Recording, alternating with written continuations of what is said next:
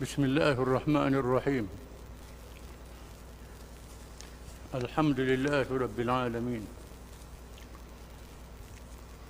الرحمن الرحيم مالك يوم الدين إياك نعبد وإياك نستعين اهدنا الصراط المستقيم صراط الذين أنعمت عليهم غير المغضوب عليهم ولا الضالين.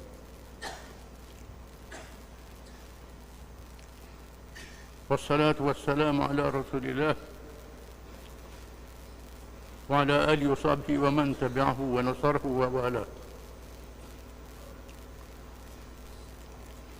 ربنا زدنا علما warzuqna fahman wa hikmah. Kita sambung kisah yang dibawa oleh Al-Quran berkenaan perjuangan Nabi Nuh alaihi salam yang memakan masa 950 tahun. Hanya sedikit saja yang beriman. Mereka yang masih ada tak akan beriman lagi. Akhirnya Allah menceritakan nasib yang menimpa kaum Nabi Nuh alaihi salam supaya menjadi teladan kepada umat akhir zaman. Hal tersebut dinyatakan melalui permaannya واصنع الفلك بأعيننا ووحينا ولا تخاطبني في الذين ظلموا إنهم مغرقون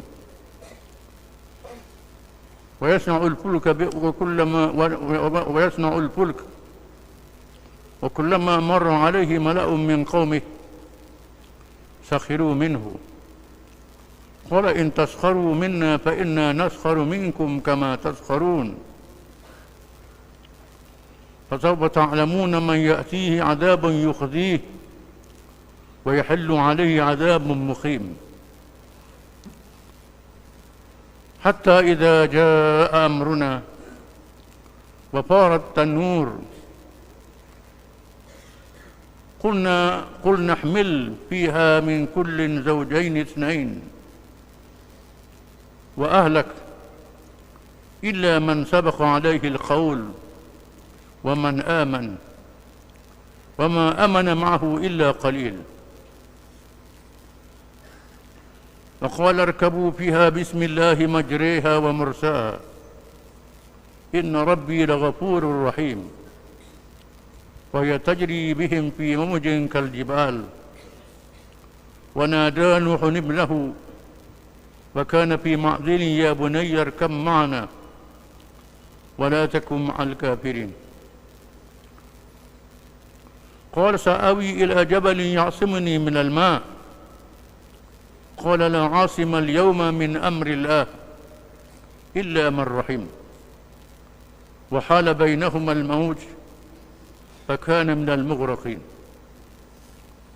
وقيل يا أرض ابلعي ماءك ويا سماء أقلعي وغيض الماء وقضي الأمر واستوت على الجودي وقيل بعدا للقوم الظالمين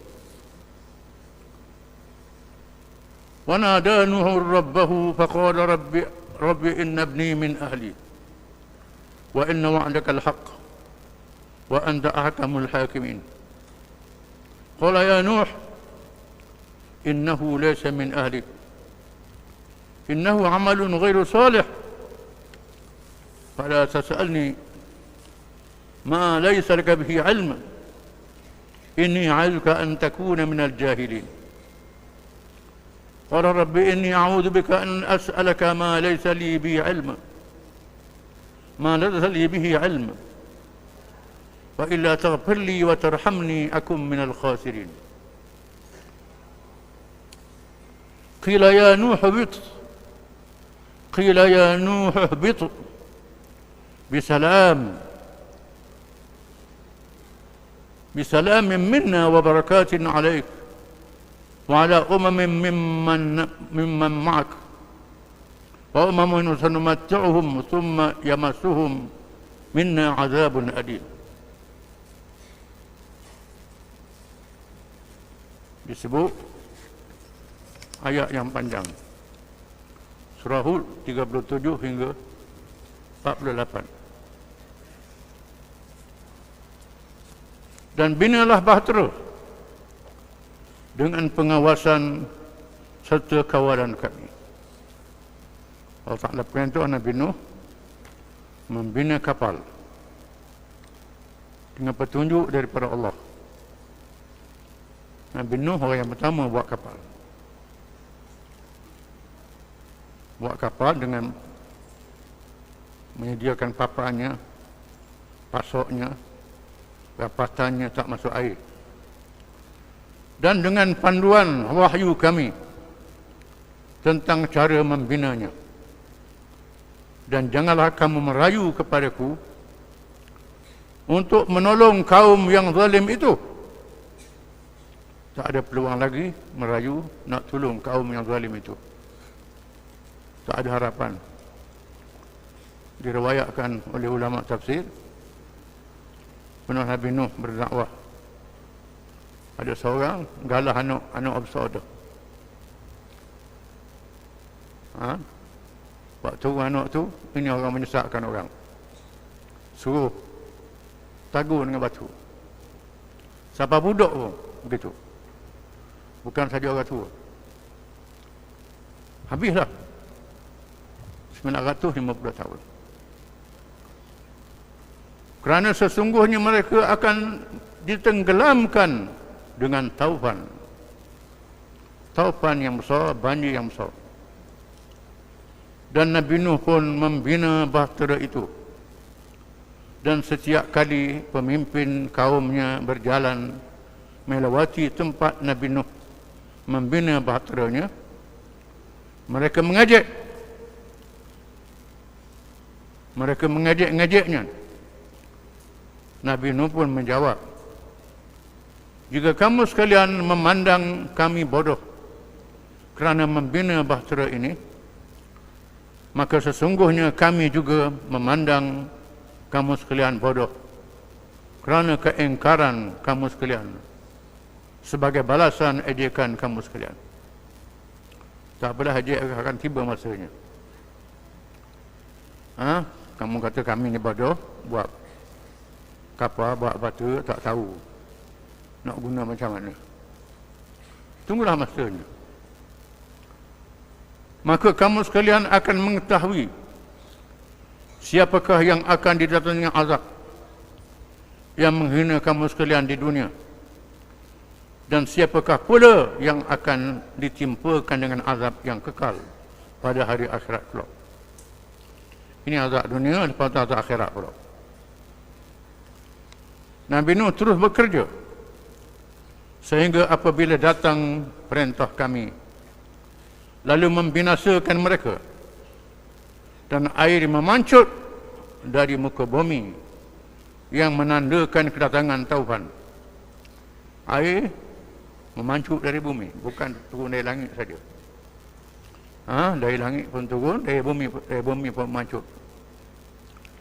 Kami berfirman kepada Nabi Nuh, bawalah ke dalam bahtera itu daripada tiap-tiap jenis haiwan itu satu pasangan jantan dan betina, dan bawalah keluargamu kecuali orang yang telah ditetapkan hukuman azab ke atasnya disebabkan kekufurannya. Bawa keluargamu yang beriman, pengikutmu yang beriman saja, binatang sepasang-sepasang. Juga bawalah orang-orang beriman, dan tiada orang-orang yang beriman bersama-sama Nuh melainkan sedikit sahaja. Satu riwayat mengatakan 20 orang. Ada riwayat mengatakan 80 orang. 80 pun sikit. 950 tahun berdakwah. Dan ketika itu berkatalah Nabi Nuh kepada pengikut-pengikutnya yang beriman. Naiklah kamu sekalian ke atas bahtera itu sambil berkata dengan nama Allah, bergerak laju dan berhentinya kapal. Berjalan dengan nama Allah dan berhenti dengan nama Allah. Bismillahi majriha wa mursaha. Dengan nama Allah berlayar dan berlabuh. Sesungguhnya Tuhanku Maha Pengampun lagi Maha Mengasihani. Mereka naik dan bahtera itu pun bergerak laju, membawa mereka dalam ombak yang seperti gunung ganang. Besar ombak, macam gunung ganang. Besar ombaknya. Dan sebelum itu Nabi Nuh memanggil anaknya yang sedang berada di tempat yang terpisah daripadanya. Wahai anakku, naiklah ke kapal bersama-sama kami dan janganlah kamu tinggal dengan orang-orang yang kafir. Dia tengok anak dia berenang, seorang anak dia. Ikut rakyat, anak dia nama Kan'an. Kan'an, kafir Kan'an. Yang nama Kan'an kafir. Ajak naik. Pujuk, beriman. Jangan ikut orang kafir. Anaknya menjawab, aku akan pergi berlindung di sebuah gunung yang dapat menyelamatkan diriku daripada ditenggelamkan oleh air bah. Ada gunung lagi tak apa, boleh pergi gunung, tak mau naik. Tengok ayah dia. Nabi Nuh berkata, hari ini tiada sesuatu pun yang akan dapat melindungi daripada azab Allah kecuali orang yang dikasihani olehnya. Tak ada siapa yang selamat hari ini. Gunung pun tak selamat. Dan dengan serta-merta ombak itu pun memisahkan antara kedua-duanya. Lalu dia, anak yang derhaka itu, termasuk daripada kalangan orang-orang yang ditenggelamkan oleh laut taufan. Tenggelam. Dipisah oleh ombak, habis tenggelam. Dan setelah binasa kaum kafir itu, diperintahkan mereka bumi dan langit dengan berkata, wahai bumi, telanlah airmu, dan wahai langit, berhentilah daripada curahan hujanmu. Dan ketika itu surutilah air, serta terlaksanalah perintah Allah itu. Dan bahtera Nabi Nuh itu pun berhenti di atas gunung Judi. Gunung Judi. Orang putih duk cari kat mana gunung Judi ni. Kerja cari je. Dia ambil pengajaran. Diriwayat mengatakan di sempadan Armenia. Dekat Turki. Armenia dengan Turki. Kawasan itu. Ada riwayat mengatakan di situ. Wallahu a'lam. Serta diingatkan kepada kaum kafir umumnya bahawa kebinasaan dua akhirnya bagi orang-orang yang zalim. Dan Nabi Nuh merayu kepada Tuhannya dengan berkata, wahai Tuhanku, sesungguhnya anakku itu daripada keluargaku sendiri, dan bahawa janjimu itu adalah benar. Engkau adalah sebijak-bijak hakim yang menghukum dengan seadil-adilnya. Nabi Nuh minta anak dia diselamatkan. Hak kafir tadi minta selamatkan anak dia, mati-mati dah. Tuhan menjawab, Allah berfirman, wahai Nuh, sesungguhnya anakmu itu bukan daripada keluargamu, kerana dia telah terputus hubungan denganmu disebabkan kekufurannya. Dengan sebab kufur, ayah tak boleh tolong anak. Keputusan Allah.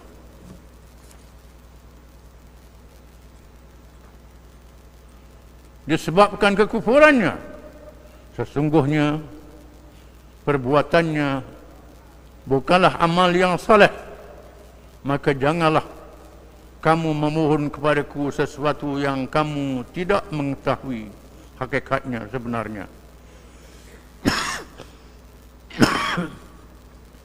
Aku mengingatkanmu daripada menjadi orang-orang yang jahil. Jangan tak erti Nuh. Anak mengingkapi, tak boleh sama dengan kamu. Nabi Nuh berkata, wahai Tuhanku, sesungguhnya aku berlindung kepadamu daripada memohon sesuatu yang aku tidak mengetahui hakikatnya, dan jika engkau tidak mengampunkan dosaku dan memberikan rahmat kepadaku, nescaya aku akan termasuk berkalangan orang-orang yang rugi. Nuh bertaubat kerana dia buat minta doa yang Allah Ta'ala tak izin. Allah berfirman, wahai Nuh, turunlah dari bahtera itu dengan selamat sejahtera dan keberkatan daripada kami kepadamu dan kepada umat-umat yang bersama-samamu, dan adalah pada itu ada umat-umat daripada keturunan mereka yang kami akan berikan kesenangan kepadanya daripada kehidupan dunia, kemudian mereka akan ditimpakan dengan azab yang tidak terperi sakitnya, akan diuji lagi. Maka manusia yang tinggal ialah bersama Nabi Nuh AS. Pengajarannya bahawa perjuangan Islam mesti menang, walaupun memakan masa 1000 tahun. Itu janji Allah Ta'ala. Orang kata mustahil Nabi Nuh berjaya 950 tahun. Apabila tibanya datang pertolongan Allah, Nabi Nuh mendapat kemenangan. Mengapa Allah Ta'ala beri masa lama sangat, beri peluang lama sangat kepada puak-puak yang kafir ini, sampai 950 tahun? Peluang untuk mereka bertaubat. Mereka berfikir, beri masa panjang,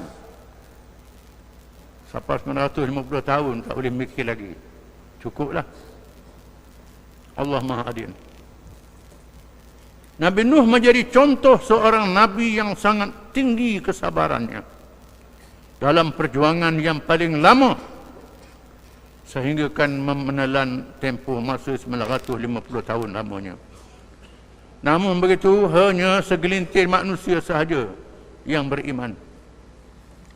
Akhirnya berlaku kemenangan yang telah dijanjikan oleh Allah, menjadi mukjizat taufan besar, melalui mukjizat taufan besar yang dahsyat sehingga membinasakan semua musuh Allah yang melawannya dan menolak Rasulnya yang dilantik. Oleh itu, umat manusia yang lahir selepas itu merupakan zuriat keturunan Nabi Nuh AS. Manusia yang lahir kemudian zuriat Nabi Nuh AS.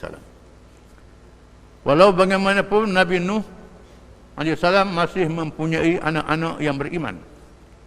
Mereka adalah Sam, Ham dan Yafis. Adapun anak baginda yang tidak beriman pula bernama Kan'an, bersama isteri baginda yang juga kafir. Bahkan ada juga diriwayatkan bahawa Nabi Nuh AS mempunyai seorang lagi isteri yang beriman. Ada riwayat mengatakan demikian. Isteri dia ada dua, beriman seorang, tak beriman seorang. Anak dia ada 3, Sam, Ham dan Yafis.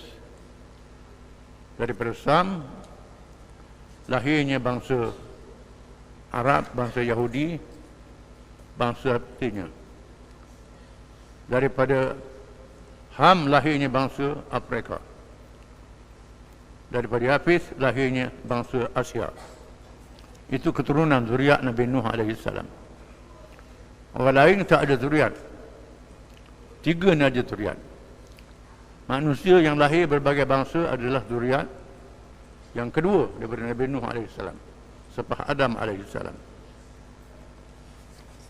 Firman Allah Ta'ala, Daraballahu masalan lilladhina kafaru imra'ata Nuhin wa imra'ata Lut kanata tahta 'abdaini min ibadina salihaini fakhanatahuma falam yughniya 'anhuma min Allahi shay'a wa qila adkhula an-nar ma'a ad-dakhilin.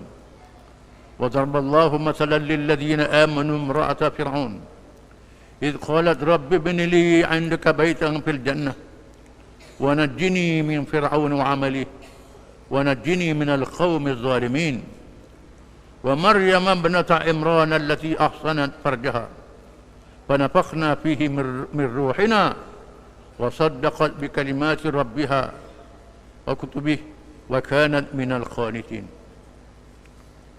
Allah mengemukakan satu perbandingan yang menyatakan tiada manfaatnya bagi orang-orang kafir berhubung rapat dengan orang-orang mukmin selagi mereka tidak beriman dengan sebenarnya.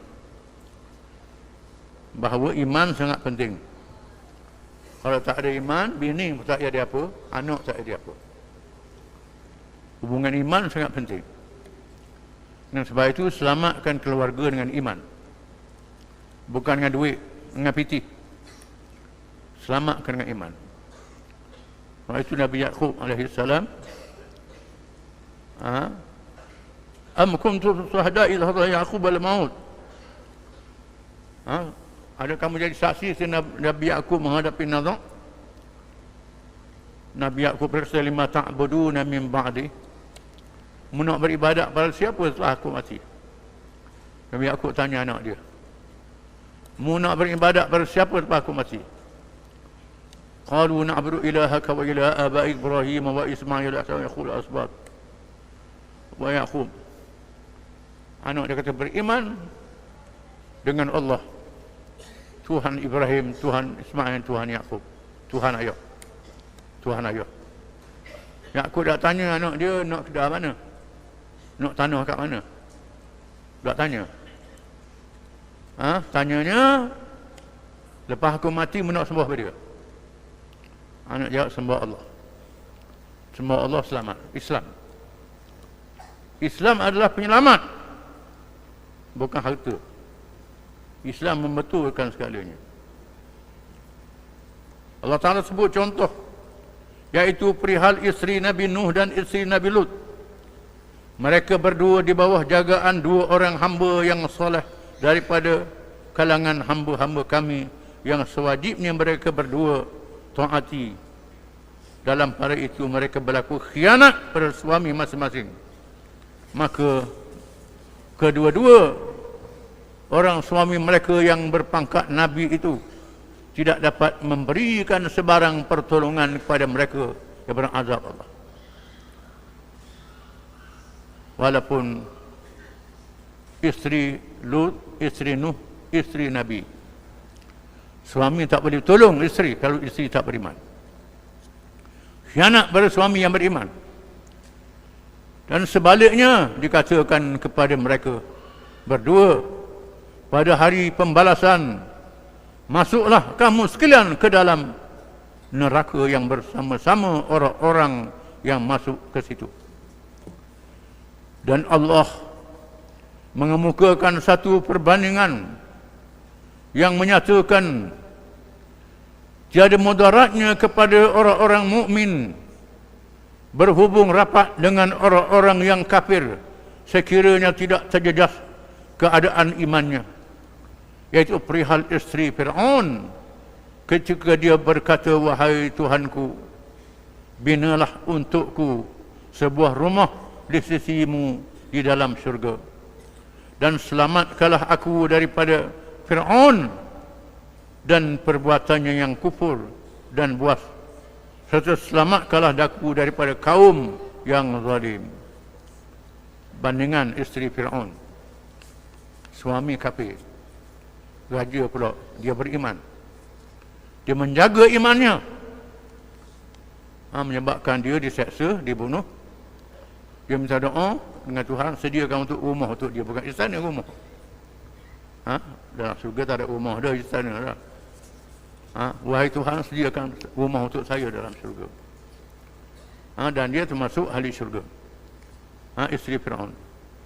Dan juga satu misal perbandingan lagi, iaitu Maryam binti Imran, ibu Nabi Isa alaihissalam, seorang perempuan yang telah memelihara kehormatan dan kesuciannya daripada disentuh oleh laki, tetapi oleh sebab kami telah mentakdirkan dia mendapat anak, maka kami memerintahkan Jibril agar meniup masuk ruh keciptaan kami dengan ke dalam kandungannya, tubuhnya, dan sekalipun Maryam itu hidup antara kaum kafir, dia mengakui kebenaran kalimah-kalimah Tuhannya serta kitab-kitabnya, dan dia termasuk daripada kalangan orang-orang yang tetap taat kepada Allah.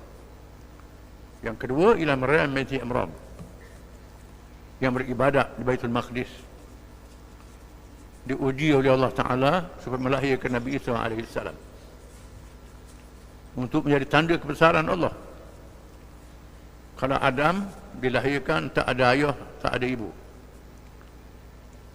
Hawa dilahirkan daripada tulang rusuk Nabi Adam, tak ada ibunya. Maka Isa dilahirkan daripada Maryam, tak ada ayahnya. Dengan malaikat Jibril datang. Jibril datang merupakan seorang lelaki yang kacak, yang lawa. Malaikat ni lawa, bukan sembarangan. Malaikat memang lawa. Maryam tidak tergoda dengan malaikat itu, memohon perlindungan Allah. Jibril kata, aku ni malaikat, bukan orang. Diutus oleh Allah untuk memberi anak lelaki padamu. Maryam kata, bagaimana aku melahirkan anak, aku tak bersetubuh, tak disuruh lelaki. Itu kuasa Allah. Innama amru idza arada syai'an an yaqula lahu kun fayakun. Allah Ta'ala berfirman, jadi maka jadi. Malaikat ni bukan lelaki, tak ada kemaluan, tak ada nafsu. Ini malaikat. Datang rupa lelaki. Maryam menerima, oleh kerana itu perintah Allah. Menjadi satu fitnah yang sangat besar kalangan orang kafir Bani Israel. Allah Ta'ala tunjukkan mukjizat Nabi Isa AS bercakap ketika masih bayi lagi, menandakan dia seorang Nabi. Ibunya seorang yang suci bersih. Isteri Nuh dan isteri Lut, kedua-duanya tidak beriman seperti mana suami mereka, malah tidak membenarkan pula kerasulan mereka. Maka semuanya itu tidak dapat memberikan manfaat apa-apa pun kepada kedua-duanya, dan tidak pula dapat menyelamatkan kedua-duanya daripada siksaan Allah SWT. Ayat-ayat di atas menunjukkan bahawa hubungan kekeluargaan sahaja tanpa iman dan amal soleh tidak memberikan jaminan seseorang itu akan memperoleh keselamatan pada hari kiamat kelak. Mengikut riwayat para ulama, setelah berdakwah selama 950 tahun, Nabi Nuh AS dipanjangkan lagi usianya selepas dilanda taufan yang dahsyat itu. Usianya ketika wafat ialah 1780 tahun. Tambah 700 tahun lagi umur dia. Mengikut pandangan yang diriwayatkan oleh Ibn Abbas radhiyallahu anhu, perkara ini sekaligus menjadikan baginda AS sebagai manusia yang paling panjang usianya. Wallahu a'lam. Bismillahirrahmanirrahim. Alhamdulillahi rabbil alamin.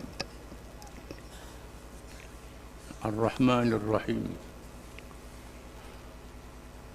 Malik yaumiddin. إياك نعبد وإياك نستعين اهدنا الصراط المستقيم صراط الذين أنعمت عليهم غير المغضوب عليهم ولا الضالين آمين.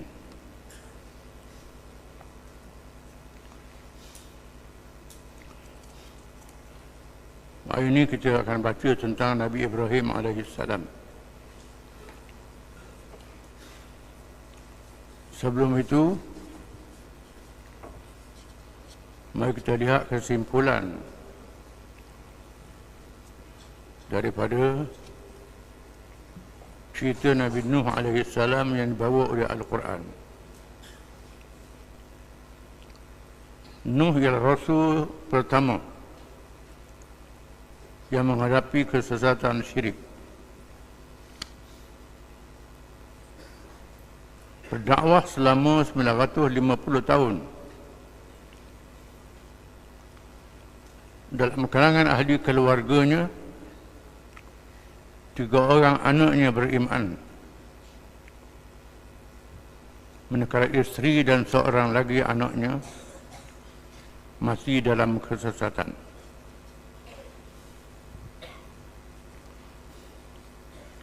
Nuh ialah Rasul yang pertama berjuang menghadapi kekufuran syirik, melantik Tuhan yang lain daripada Allah.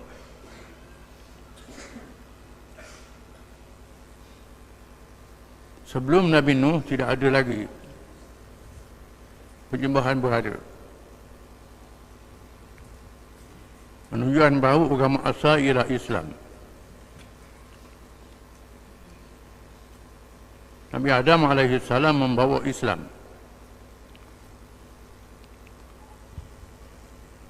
Sehingga 1000 tahun selepas wafatnya Nabi Adam AS, berlaku syirik, melantik Tuhan-Tuhan yang lain daripada Allah. Nuh menjadi Rasul yang pertama berperang dengan syirik. Kejahatan kaum Nabi Nuh menyembah patung atau berhala yang diukir sendiri mengikut rupa orang-orang yang soleh dan malaikat yang dipuja oleh mereka. Mereka menuduh Nuh sesat dan menghina para pengikutnya yang dianggap sebagai orang-orang yang bodoh, miskin dan lemah. Mengkufuri kurniaan Allah Subhanahu Wa Taala yang diberikan dalam bentuk harta yang banyak dan keturunan yang ramai, menunjukkan bahawa kaumnya bukan sahaja kufur akidah, termasuk kufur nikmat. Mencabar Tuhan supaya menurunkan azab kepada mereka. Banyak pengajaran yang kita ambil daripada Nabi Nuh AS. Kedudukan manusia di sisi Allah Subhanahu Wa Taala tidak tertakluk berpangkat harta dan hubungan kekeluargaan. Harta, hubungan keluarga tak menjadi dasar. Dasarnya beriman kepada Allah. Kewajipan agar beristiqamah dalam perjuangan walaupun memakan masa yang panjang. Seseorang itu mesti bertahan dengan Islam. Wala tamutunna illa wa antum muslimun. Dan jangan kamu mati malaikat dalam keadaan menjadi orang Islam. Walaupun lama masa, nak menang, nak berjaya, sampai mati, tetap dengan Islam. Kemenangan yang sebenar ialah selepas mati.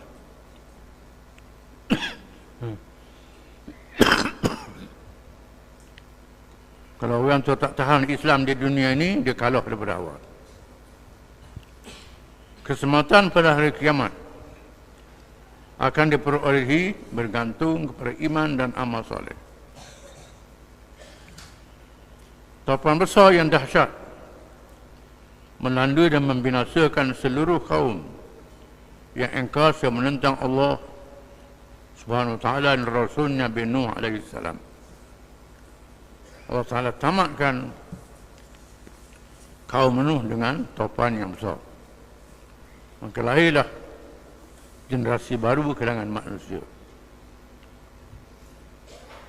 Adapun Nabi Ibrahim AS, firman Allah Ta'ala, "Wadhkur fil kitab Ibrahim innahu kana siddiqan nabiyya." Dan bacakanlah wahai Muhammad sallallahu alaihi wasallam dalam kitab Al-Quran ini perihal Ibrahim, Sesungguhnya dia ialah seorang yang amat benar, lagi seorang yang dilantik menjadi Nabi. Quran menegaskan Ibrahim adalah Nabi, Nabi yang wajib bersifat benar, dilantik oleh Allah menjadi Nabi. Cerita yang menjelaskan Nabi Ibrahim AS antara cerita yang paling banyak diulang dalam beberapa surah Al-Quran.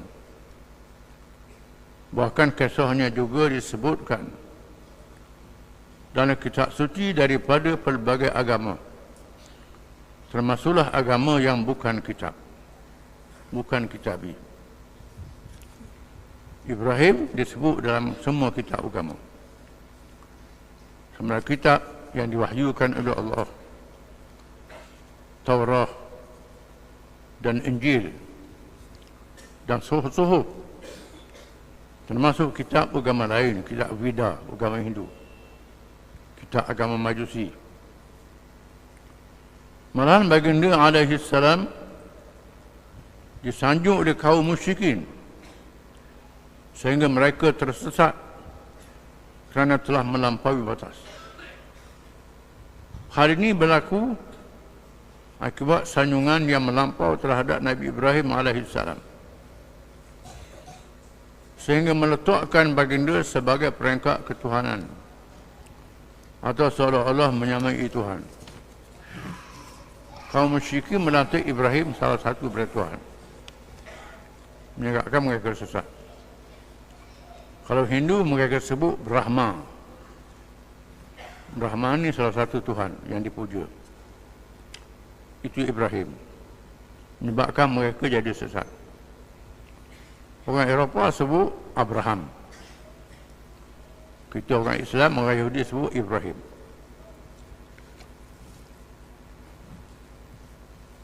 Semuanya mengaku menjadi agama Ibrahim. Orang miskin kata agama Ibrahim, Kristian, begitu juga Yahudi kata Ibrahim, kita Islam kata Ibrahim. Quran menegaskan, "Ma kana Ibrahimu Yahudiyan wala Nasraniya, walakin kana hanifan muslima, wa ma kana minal musyrikin." Bukanlah Ibrahim seorang Yahudi dan seorang Kristian. Ibrahim seorang Islam dan tak masuk kalangan orang-orang musyrikin.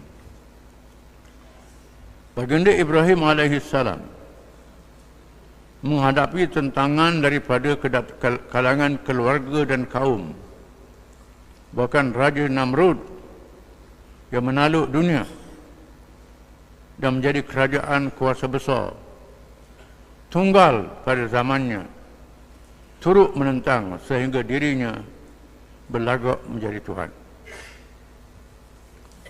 Ibrahim menerima tentangan keluarganya, ayahnya, termasuk kerajaannya, Raja Namrud, raja yang memerintah kerajaan Babylon, kerajaan besar dunia di zaman itu, yang mengaku jadi Tuhan. Allah Subhanahu wa Ta'ala menyebut cerita yang panjang ini secara berulang kali dalam Al-Quran. Salah satunya dijelaskan melalui firman Allah Ta'ala, "Wa idh qala Ibrahimu li abihi Azara atattakhidhu asnaman aliha inni araka wa qaumaka fi dhalalin mubin. وكذلك نري إبراهيم ملكوت السماوات والأرض وكذلك نري إبراهيم ملكوت السماوات والأرض وليكون من الموقنين فلما جن عليه الليل رأى كوكبا قال هذا ربي فلما أفل قال لا أحب الآفلين فلما رأى القمر بازغا قال هذا ربي فلما أفل قال لئن لم يهدني ربي لأكونن من القوم الضالين.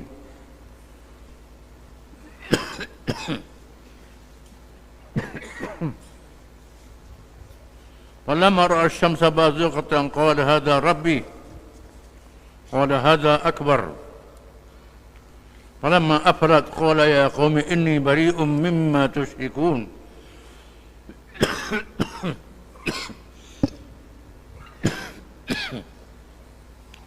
إني وجهت وجهي للذي فطر السماوات والأرض حنيفا وما كان من المشركين وحاجه قومه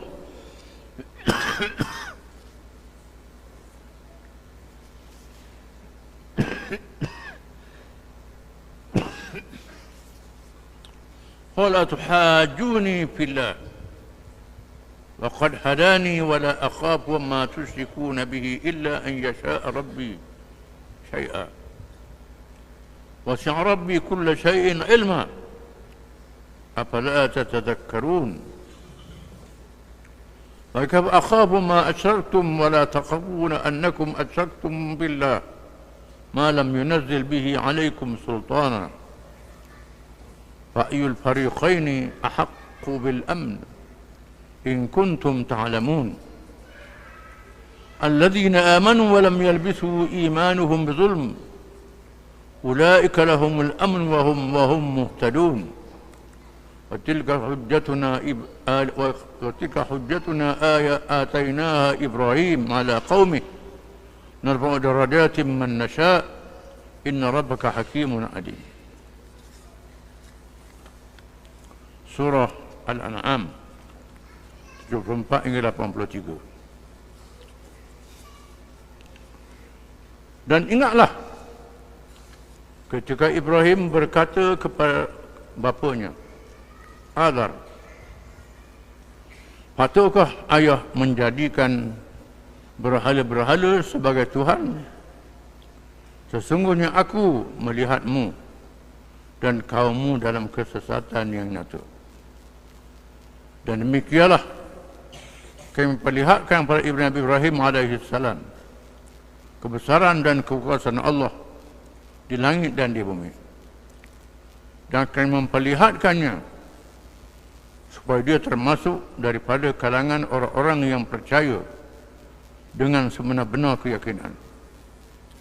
Ibrahim diberi hidayah oleh Allah bermula dengan cara fitrah.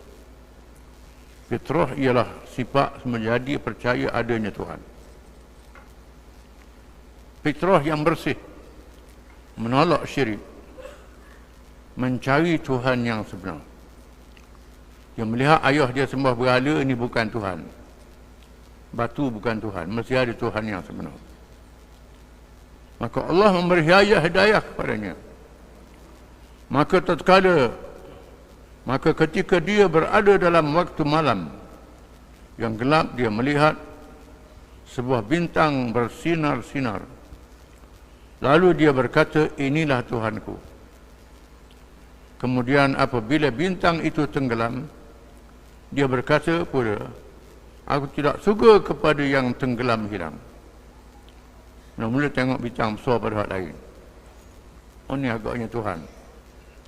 Lepas tu hilang. Ini bukan Tuhan.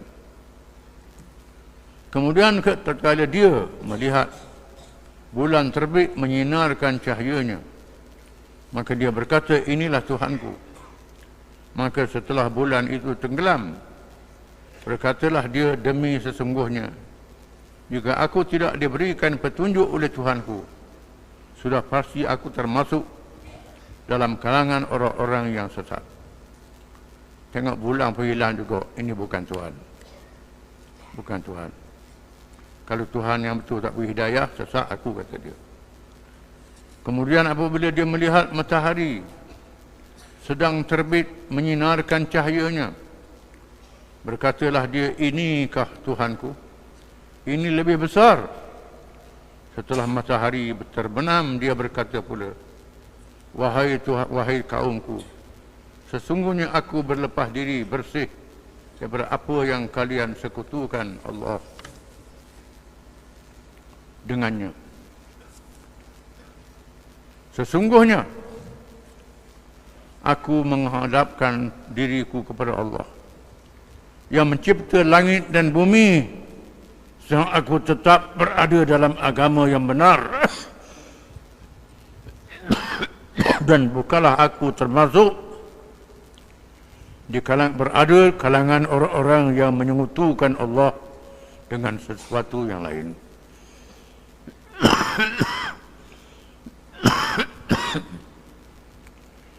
Dan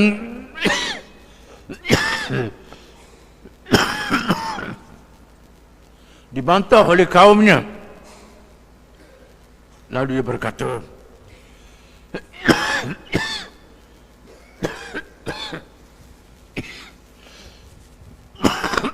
patutkah kalian membantahku mengenai Allah? Padahal sesungguhnya dia telah memberikan hidayah kepadaku. Dan aku telah tidak takut, aku pula tidak takut akan sebarang bahaya daripada apa yang kalian sekutukan dengan Allah. Kecuali Tuhanku yang menghendaki sesuatu daripada bahaya itu. Menghendaki bahaya tak boleh limpu aku kecuali Allah Ta'ala izin. Sesungguhnya pengetahuan Tuhanku meliputi tiap-tiap sesuatu. Tidaklah kalian mahu insaf mengambil pengajaran, dan bagaimana aku hendak takut pada apa yang kalian sekutukan dengan Allah itu yang tidak dapat mendatangkan sesuatu bahaya, padahal kamu sekalian tidak takut padahal kamu sekalian tidak takut bahawa kalian telah sekutukan Allah dengan sesuatu yang tidak menurunkannya sebarang keterangan kepada kamu sekalian untuk menyekutukannya. Tak ada dalil saya yang lain. Maka yang manakah di antara dua pihak itu yang lebih berhak mendapat keamanan daripada bahaya? Jika betul kamu sekalian mengetahui orang-orang yang beriman dan tidak mencampur adukkan iman mereka dengan kezaliman syirik, mereka itulah orang-orang yang mendapat keamanan dan mereka lah orang-orang yang mendapat hidayah. Dan itulah hujah bukti kami yang kami berikan kepada Nabi Ibrahim AS untuk mengalahkan kaumnya. Kami tinggikan pangkat-pangkat kedudukan sesiapa yang kami kehendaki. Sesungguhnya Tuhanmu Maha bijaksana lagi Maha mengetahui.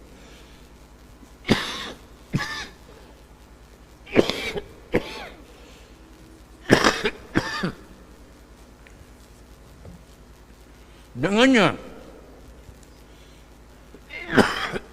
daripada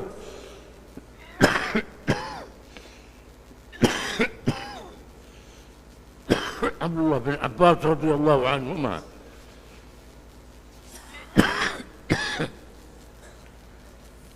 ketika turun ayat ini suratul An'am, hal itu dirasakan sangat berat oleh sahabat-sahabat Rasulullah SAW. Lalu mereka bertanya, siapa gerangan yang tidak pernah menzalimi dirinya? Maka Rasulullah SAW menjawab, tidak seperti yang kamu katakan itu. Apakah kamu tidak mendengar perkataan Luqman kepada anaknya?